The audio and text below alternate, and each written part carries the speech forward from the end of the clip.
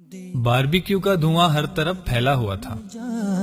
खूब मोटा ताजा जानवर था जो ज़बह किया गया था। सब कुछ बांट कर जो गोश्त बच गया था, आज उसकी बारबेक्यू पार्टी रखी गई थी। सहन मेहमानों से भरा हुआ था। सीखें उतर रही थीं और साथ साथ खाई जा रही थीं।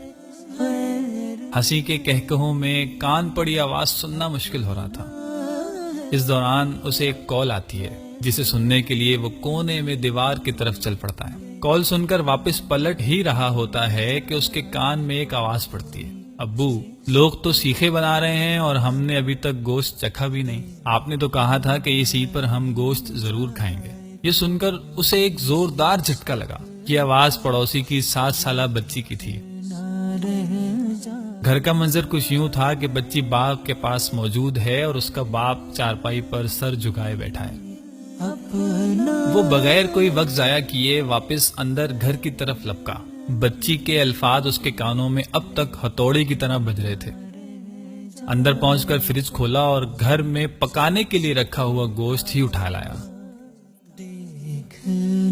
और दौड़ता हुआ उनके घर पहुंचा तो बच्ची ने ही दरवाजा खोला। जैसे ही बच्ची की नजर गोश्त पर पड़ी, उसकी आबदीदा आंखों में चमक सी आ गई।